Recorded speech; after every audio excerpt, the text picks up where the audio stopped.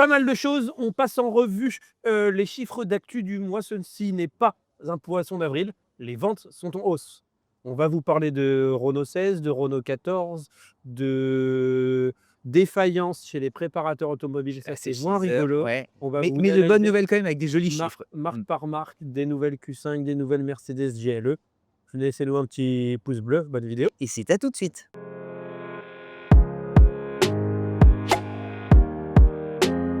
Les chiffres du mois, c'est parti. Ce n'est pas une blague du 1er avril. Le marché est en hausse. On est parti. Jean, explique-nous tout. Ah, mais on va danser alors. Alors, effectivement, C'est une hausse en trompe-l'œil avant des c'est histoires. la bonne Pour... surprise. Il s'est immatriculé 173 633 voitures en mars. Ouais. Donc, par rapport à mars 2025, c'est une hausse de 12,86%. Il y avait un jour ouvré en plus, mais même un jour ouvré équivalent, c'est plus de 7,7%. Donc ça, c'est les bonnes nouvelles. Putain, tu calcules même un jour. Voilà. Après. Ouais. Et on va C'est s'arrêter fort. là pour les bonnes nouvelles, parce que depuis le début de l'année, c'est à moins 2,08%. Mars 2025 était particulièrement mauvais. Ok. Et le S1 s'annonce incertain parce que les prises de commandes sont pas franchement réjouissantes. Donc on va quand même se réjouir de cette hausse, mais avant d'en tirer des conclusions, Les trois premiers va mois attendre sont que ça se hélas confirme. spéciaux. Et de ce que j'ai lu aussi, c'est que le leasing social était très fort sur ce mois-ci, les IMAT. Donc en fait, c'est un peu une hausse en trompe-l'œil. Malgré tout, il y a des vainqueurs et il y en a qui évidemment restent un peu dans le Oui, dur. en fait, si on regarde un peu en termes d'énergie, il y a une hausse forte des électriques parce qu'elles sont à 28% de part de marché. C'est beaucoup, hein. C'est beaucoup, sachant que c'était 20% au premier trimestre 2025. Donc, c'est l'impact de quoi? Ça a du leasing social, des mesures fiscales pour les entreprises et puis aussi de nouveaux produits qui sortent et qui plaisent. Les PHEV, c'est 5%. Donc, les voitures qu'on branche, finalement, représentent un tiers du marché. Donc, c'est-à-dire que celles qu'on ne branche pas représentent encore 2 tiers du marché. Et c'est principalement des hybrides simples parce que clairement, il y a eu un transfert de marché des véhicules thermiques vers les véhicules hybrides simples. Alors, plusieurs manières de lire les choses. On peut avoir une vision très optimiste en disant bah, c'est super, les électriques augmentent leur part de marché de 40% parce que tu passes de 20 à 28. Les véhicules électrifiés représentent 80% des ventes parce qu'en fait, tu as les électriques, les PHEV et les hybrides simples. Donc, vive les kilowatts. Ça, Ouais, ça, c'est c'est permis de commercialiser. ça, c'est la version positive des choses. La version négative, c'est de se dire, bah, en fait, l'électrique, malgré toutes les aides que tu donnes à l'électrique et malgré toutes les pénalités que tu mets au thermique, ça n'est que 28% des ventes. Donc, qu'est-ce que ce serait finalement à environnement fiscal équivalent entre les électriques et les thermiques? En tout cas, ce qui est certain et incontestable, c'est que voilà, la part de marché de l'électrique progresse. Après, on est encore loin, enfin, on est encore sur un marché qui est très majoritairement sur des véhicules qu'on ne branche pas, donc des véhicules, on va dire, qui ont un usage similaire à des véhicules, à des véhicules thermiques. Voilà. En revanche, Genre on voit Toyota Yaris, exactement. quoi. Clio. Oui, ou toi la Clio qui est maintenant hybride, les 208 qui sont maintenant hybrides. En revanche, ce qui baisse de manière pour le coup factuelle incontestable, c'est le CO2 moyen, parce qu'on est à 80 grammes de CO2 moyen sur les immatriculations de mars 2026, alors qu'on était à 89 grammes l'année dernière. Donc ça, c'est une baisse qui est vraiment très significative. Et c'est la conséquence directe de la hausse de part de marché des véhicules électriques. Tu vas nous donner ton top 10 des plus grosses ventes. Et après, moi, je vous ferai un petit point, marque par marque, si vous le voulez bien, pour un peu voir les dynamiques. Et vous allez voir, il y a des choses pas mal intéressantes. Ça bouge. Ton classement me surprend. Vas-y. Alors, c'est du classement du T1. Donc, la première, c'est la Donc, 208. du premier trimestre. Du premier trimestre, oui. Première, 208 avec 17 000 immatriculations. Deuxième, 2008, 14 000. Troisième, Sandero, 13 600. Et là, on se dit, allez où la Clio? Mais qu'est-ce qui s'est passé? Et en fait, c'est là que ça se joue. C'est que quatrième, tu as la Clio 5 avec 12 500. Cinquième, tu as la Clio 6 avec 12 300. Donc finalement, la Clio, si tu additionnes les volumes des deux générations, est largement en tête. D'autant plus que dans la 208, tu as la i208 en plus, alors que la Clio n'est que thermique. Ensuite, Non, mais c'est chouette ces précisions parce que sinon on en tirerait une conclusion un peu hâtive. En fait, la Clio est largement dominatrice. Elle est à quasiment 25 000 IMAT contre 17 000 pour la Peugeot. Il y a un gros Donc, il y écart. a un gap assez fou. D'ailleurs, on le verra marque par marque. Renault, marche bien, ouais. en tous les cas, Peugeot tombe et Renault cartonne. Alors Ouais, ensuite, personne là, ne je pense que tu pourras en reparler derrière. La première voiture électrique, c'est la Tesla Model Y. Donc malgré tout ce qu'on a pu dire sur Tesla, malgré l'actualité produit, on va dire qu'il n'est pas... Enfin concrètement, Tesla n'a pas sorti de vraies nouveautés depuis 6 ans. Bah, malgré tout, la voiture reste très pertinente. Donc, cinquième place. La Model Y, elle est devenue première voiture des ventes de voitures électriques. Donc là où avant la R5 était premier au mois de mars, enfin au mois de février du mois dernier. Et non seulement elle est passée première, mais genre on en vend 2 fois plus. Après, attention, parce que Tesla, ils immatriculent toujours beaucoup en fin de trimestre. Oui, mais ils en vendent 2 fois plus que des R5. Ouais. C'est-à-dire qu'il y a au mois dernier 7000 ventes de modèle Y contre 3005 de R5 qui est pourtant en hausse de 10%. Alors, juste ce qui est c'est intéressant, plus 300%. ce qui est intéressant, c'est que tu vois, modèle Y, on a 10 000 sur le trimestre. Donc, ça veut dire que finalement, il y a eu 3 000 en janvier-février et 7 000 en mars. Alors que les R5, c'est 10 000. Donc, c'est à peu près équilibré, les R5. Et oui, et avec C'est un. 3 000, 3 000. Ok. Et les R5 se déroulent particulièrement bien en Europe parce qu'il me semble que les R5 est devant en Europe, devant Tesla. Ok, alors là, j'ai pas les chiffres. Donc, Oh non. entre la Tesla et la R5, il y a la C3. Et ensuite, 9e, le Capture. Et 10e, la 3008. Donc, voilà pour le top 10 du mois du premier trimestre 2026. Quand je me frotte les mains, C'était un truc à annoncer. c'est que il va y avoir du sport. Avant de vous faire le classement marque par marque, il va y avoir des trucs intéressants à faire. On remercie le sponsor de la vidéo. Si vous nous suivez, vous commencez à un peu à les connaître, c'est Distrimotor. Distrimotor, c'est une société française, donc Cocorico. Ça s'est lancé en 99, ils sont dans la vente en ligne depuis 2007. C'est Installé près du 100%. très beau lac d'Annecy. Ouais, et c'est un des plus gros dans son domaine. Eux, ce qu'ils vendent, c'est des pièges. C'est des pièges. Et ils vendent des pièges. Si vous avez Pour des attraper rongeurs, les loups. Si tu veux attraper un loup, tu passes par Distrimotor. Ils vendent des pièces échange standard. Et donc, en fait, leur attrait, c'est que tu as une pièce d'une grande qualité. Donc, quasiment 0 km. Les principales pièces qu'ils vendent, c'est des moteurs, des boîtes de vitesse, des turbos, des culottes, des injections, des ponts différentiels, surtout des moteurs. Et surtout, en fait, tu as une pièce d'une très grande qualité, 50%. métier super en fait, ouais. Oui, qui est en moyenne 50% moins cher que la concurrence quand tu achètes ton moteur pour un échange. Par exemple, tu as une voiture qui a 7 ans, tu as une casse moteur, tu dois les changer. Bah, si tu passes par un constructeur, ça va te coûter X, tu passes par eux, ça va te coûter 50% moins cher. Leurs clients, c'est plutôt si vous êtes gestionnaire de flotte, si vous êtes garage, si vous êtes concession et que vous avez des voitures comme ça avec des pièces à changer, c'est eux les moteurs. Ils ont aussi quelques particuliers, mais ça s'adresse plutôt à ce type de clientèle-là. Donc on vous met un lien en description. N'hésitez pas à passer par eux. Ils en ont vendu plus de 75 000 depuis 25 ans. Ils sont notés 4,7 sur 5. Donc allez-y. Ouais, tous les voyants sont en vert. et- Et en plus, patron charmant. Et en plus, ils sont sympas. On enchaîne. On va faire un point par marque. On commence à s'y habituer et vous allez voir, il y a pas mal de choses. On va d'abord vous faire un point sur les françaises, donc une comparaison Stellantis-Renault. Ensuite, on va vous parler des marques généralistes, ensuite des Chinois. Est-ce que les Chinois, il va falloir maintenant, ça recommence à un poids Compter non avec eux. négligeable. Donc, il va falloir que même nous, on s'intéresse un peu plus. Et un point sur les premiums. Comparaison Stellantis groupe Renault, qui sont en général tout le temps au coude à coude. Stellantis, c'était souvent devant Renault. Alors, il y a Donc- d'énormes disparités au sein même du groupe Parce qu'ils ont plus de Stellantis. marques, oui. Et alors, Renault est devant, hein, fait plutôt un très bon mois. Alors ça se tient. Stellantis est à 45 mm. Là, et au Renault, il est à 49 mm. Stellantis est en hausse de 2,7% sur mars 2026 versus mars 2025. Là où Renault est en hausse de 13%. tu vois- Surperforme le marché qui était à 12 ans. Renault est passé devant. Qui performe, qui sous-performe un peu chez Stellantis? Le bon élève chez Stellantis est mois par mois. Ça revient dans les chiffres. Citroën. Eh ouais, Citroën. Et avec des super chiffres, hein, genre plus 22%. Hein, c'est un truc. 13 mm chez Citroën, plus 23%. C'est Et dingue. c'est comme ça depuis le début. Enfin, il y a une dynamique, j'ai l'impression que depuis 6 mois, même les produits. Et même sur le premier trimestre, il performe super fort. Hein. Peugeot, là, par contre, c'est plus inquiétant. Peugeot, 21 mm, moins 11%. Donc, dans un marché à plus 12, à plus 13 même, Renault, Peugeot et Et un, ouais, et super un moins fort. 11%. Et même nous, j'ai l'impression qu'on les voit un peu moins dans les médias. On les sent un peu moins présents. Opel aussi. Opel, j'ai l'impression qu'on les voit un peu plus. Ils sont alors c'est plus petit, c'est 3500 IMAT, plus 8%. DS, qui mine de rien est plus petit, 1400 IMAT, et à moins 1,5%. Mais ils sont là. Il n'y a pas le nouveau numéro 7. Bah encore. voilà, ils sont à moins 1,5% avec une ligne de produits un peu vieillissante, des livraisons de DS numéro 8 compliquées de par le problème avec les batteries ACC qui ne suivent pas la cadence, et numéro 7 qui est renouvellement. Donc du coup, quand tu es en renouvellement, DS7 le plus gros vendeur. Quand tu cumules tout ça, tu te dis qu'ils sont. Ouais, en fait, c'est quasiment positif. qu'ils se débrouillent bien. Fiat, 3300 IMAT, plus 53% sur le. Waouh. Là, pour le coup, c'est pas mal. Jeep, plus 5%, 1000 IMAT versus mars 2025. Deep Motor.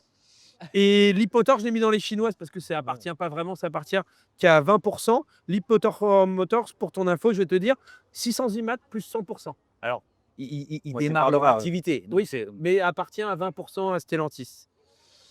Côté Renault, qui performe, il n'y a que 3 marques, donc c'est plus rapide. Renault 33 mm.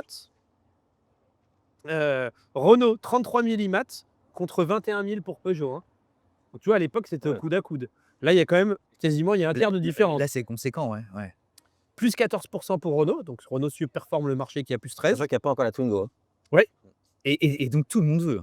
Moi, attends, digression, mais le téléphone n'arrête pas de sonner pour des Twingo. Il va dire commercial. Non, mais on est. T'en veux une aussi? Moi, je trouve qu'elle est assez, elle fait envie.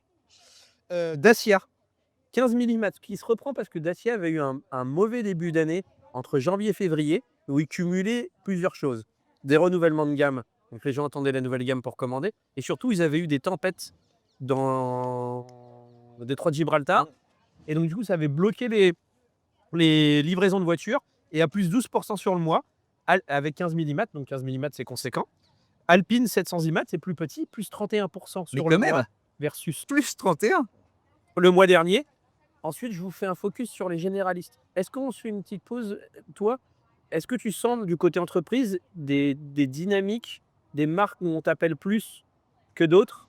C'est souvent lié à 2 choses. Soit de l'actualité forte, Ouais. soit des promos qu'on va voir sur certaines voitures. Tu parlais de Citroën tout à l'heure. Tu vois, Citroën, c'est une marque. Nous, ce qu'on vend beaucoup, c'est des SUV de taille intermédiaire. Type Qashqai et Tiguan. Et ben là, C5 Aircross, c'est une voiture qui plaît, qu'on vend beaucoup, qui est intelligente en hybride simple parce qu'elle elle est simple d'utilisation. Tu n'as pas à la brancher, et en CO2, elle est pas trop. Et elle a un look cool. Et elle est confortable. Donc oui, c'est des dynamiques qu'on retrouve. Pareil, on voit bien que Renault, ils ont une gamme en ce moment qui plaît beaucoup.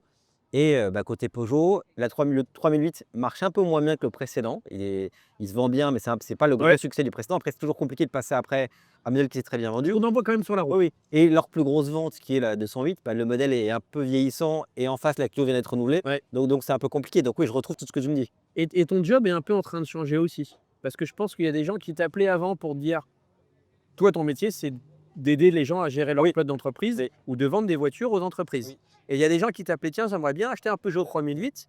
Et toi, comme c'est le retour des promos, où il y a 2 ans, il y avait quasiment plus de promos, là où ton job doit sans doute changer, c'est que quelqu'un t'appelle pour dire, tiens, prends un 3008, et toi, tu vas dire, non, regarde, j'ai la C5 Aircross, en ce moment, j'ai des offres ultra agressives, là où chez Peugeot, j'ai pris Peugeot comme exemple, c'est un peu moins agressif, et tu les En conseilles fait, comme il ça. y a ça, et il y a aussi maintenant le coût complet d'une voiture qui est devenu très compliqué à calculer. Et donc, certaines personnes l'appellent en disant, je veux telle voiture. Savoir. Et en fait, on leur dit, attention, telle voiture, son coût complet en intégrant tous les impôts et taxes, c'est pas ce que vous pensiez, c'est beaucoup plus.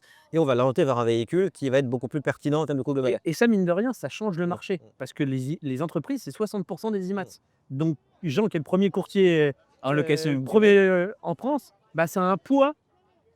Mais ce qu'on disait sur les électriques, clairement, les nouvelles dispositions fiscales pour les électriques et sur les avantages nature depuis février 2025 Change le marché. Ça a contribué au fait que les entreprises qui étaient à la traîne sur les commandes d'électriques sont maintenant les acteurs économiques qui tirent le marché. J'ai fait un petit focus aussi sur les marques généralistes. La plus forte marque généraliste, souvent chez nous, c'est Volkswagen, 11 mm plus 5%.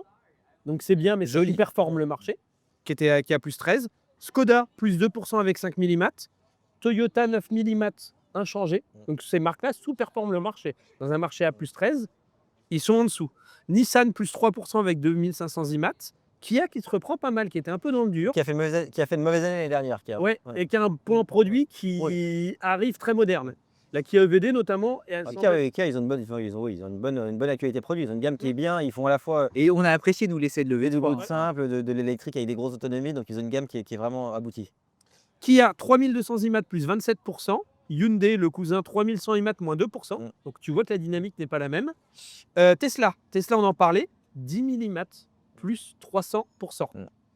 Le modèle Y a repris la première place des ventes de voitures électriques.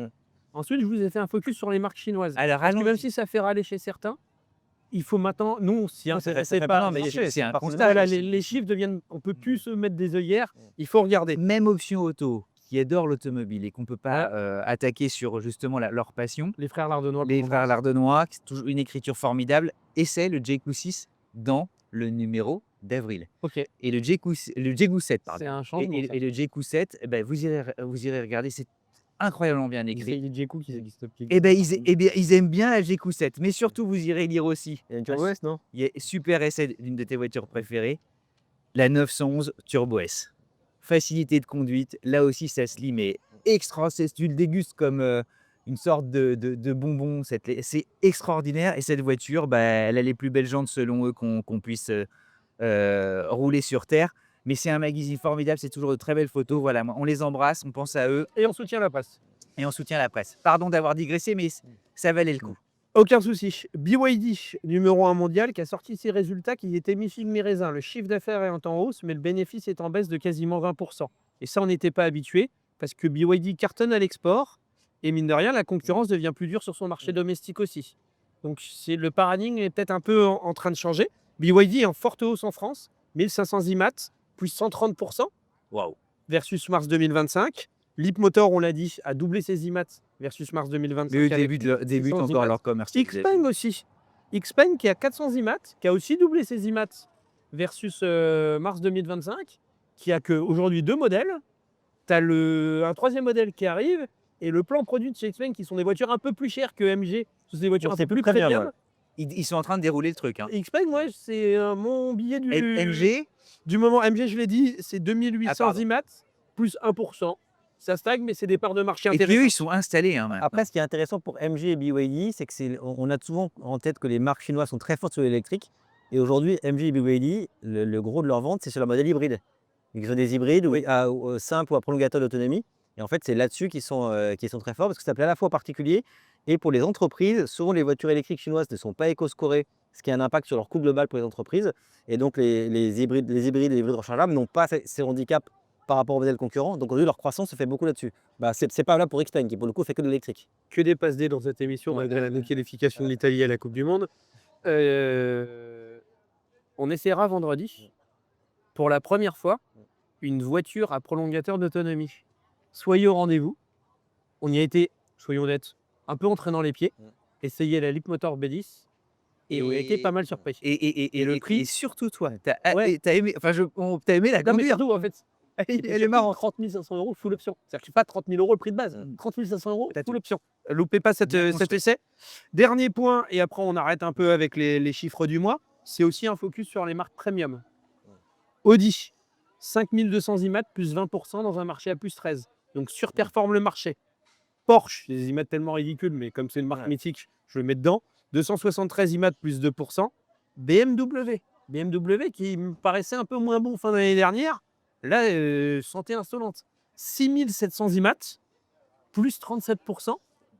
L'X3 cartonne, sachant que l'X3 a déjà 50 000 commandes, sachant que c'est la version de gamme. On commence les livraisons, Ouais. donc, Et sachant que c'est les versions de gamme qui sont sorties, il y a des versions plus bas de gamme qui vont... Et Option Auto. à tester la BMW. Mais bien sûr, c'est ici de nuit et ils en reviennent pas. Et d'ailleurs, c'est pas les plus grands fans d'électrique. Et ils disent, bah, tiens, pour une fois, celle-ci, c'est peut-être celle qui peut réconcilier les amoureux de thermique avec l'électrique. Mini aussi dans une bonne santé, 2500 IMAT, plus 28%. Volvo aussi, 1200 IMAT, moins 2%. Et Mercedes, en fait, moi, je ne regardais pas vraiment. Ils sont à plus 10%, donc c'est bien, mais ça sous-performe le marché. Mais surtout, moi, dans ma tête, toujours, Mercedes, BMW, c'était égal en termes d'IMAT. C'est quasiment plus 60%, 70%. C'est 4000 IMAT contre quasiment 7000. c'est largement de Ouais, mais Largement. Ouais. ça a distancé vraiment fort. Remarque sur les Chinois vont s'étoffer puisque Denza, qui est la marque de prestige de BYD, va faire son entrée très bientôt là. D'ailleurs, On vous fait découvrir la semaine prochaine. Je crois. ouais, exactement. Geely, à qui appartient Volvo. Ouais. Polestar, Geely va débarquer lui-même en tant que marque propre. Ouais. Donc il y a beaucoup de monde. Hein. Et Leak & Co va passer la seconde parce qu'ils arrêtent leur truc de se vendre tout seul. C'est Volvo qui va les commercialiser Donc, maintenant. 2026, c'est des changements profonds hein, sur le marché et le visage du marché automobile. Jean. Alors, on parlait de Mercedes. Donc, Mercedes, c'est un SUV de cœur de gamme chez eux, qui pour nous est un gros SUV qui est le GLE. Et le GLE est facelifté.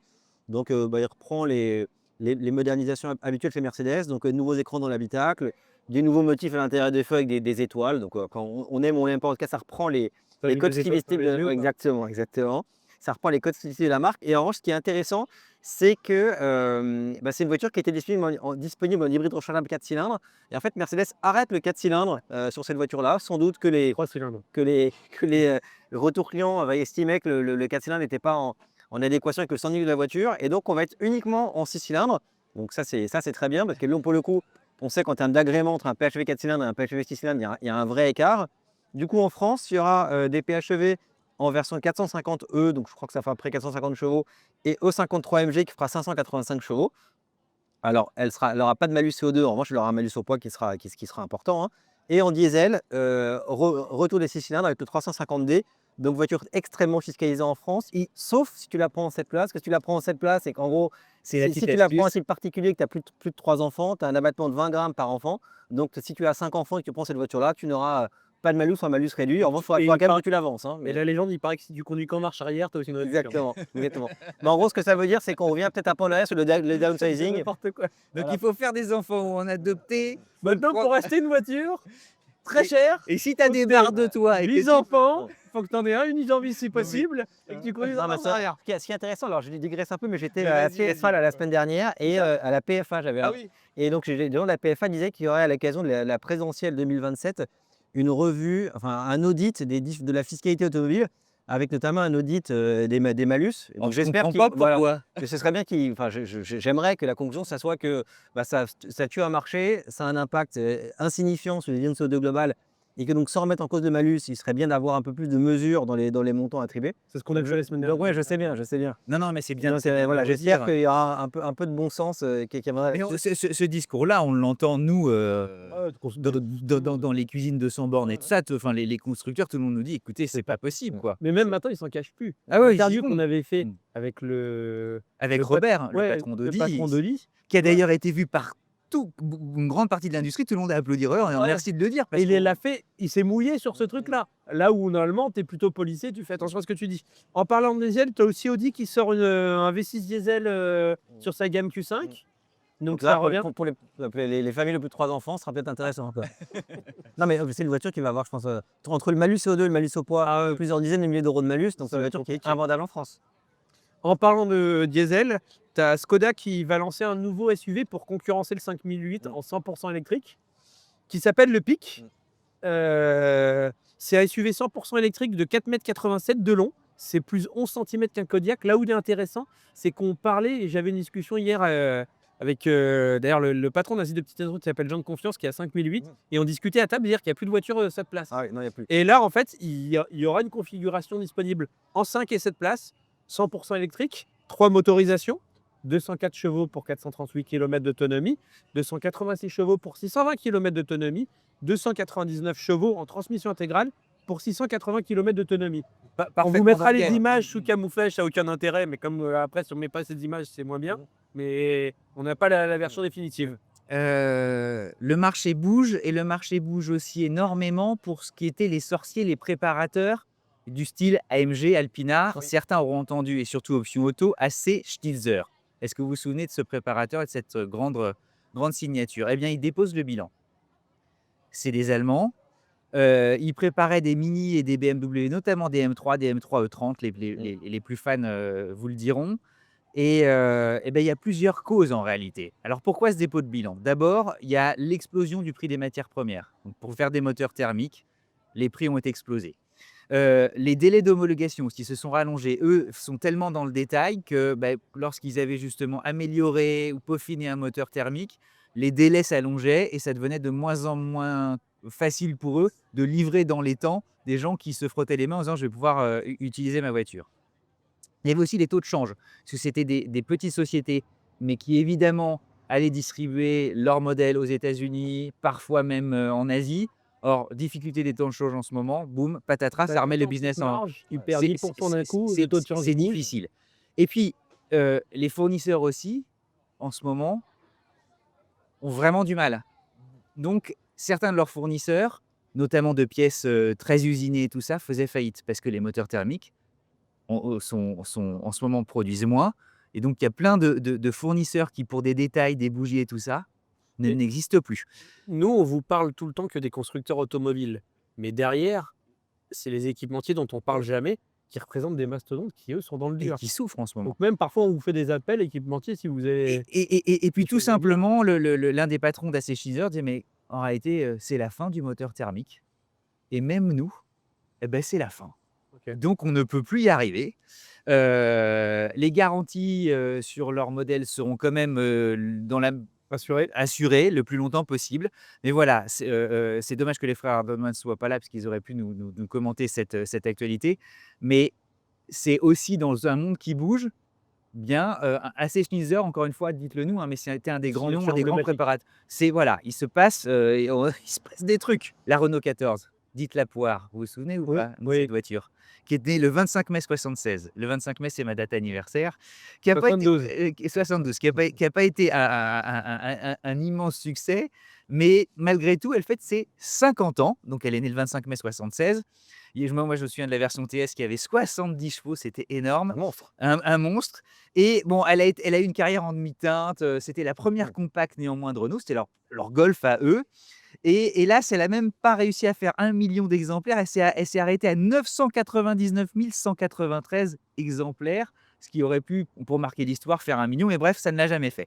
Mais cette voiture, malgré tout, elle est amusante parce que c'est la première compacte et elle avait une certaine modernité quand on veut la regarder. Et c'est aussi un cas d'école en termes de publicité, puisqu'il l'a vendue, elle avait une forme bizarroïde. Tout le monde l'avait appelée la poire. Ça avait été un four, c'était mal lancé. Donc pour ceux qui s'intéressent à la publicité, au marketing automobile, au design automobile, allez retrouver cette voiture et qui, alors antithèse, c'est largement vendue en Renault 18. Pourquoi? Parce qu'en fait, c'était la version Tricorps. tricorps de la Renault 18. Et à l'époque, on aimait bien les voitures avec des coffres. Ça a complètement basculé, mais voilà, tout change. La bise à mamie, le petit commentaire soutien, On le a petit déjà pouce fini? bleu et allez nous soutenir sur la Leap Motor de vendredi, prolongateur d'autonomie, technologie qu'on ne connaissait pas et qu'on a découvert. À très vite. Sympa à conduire.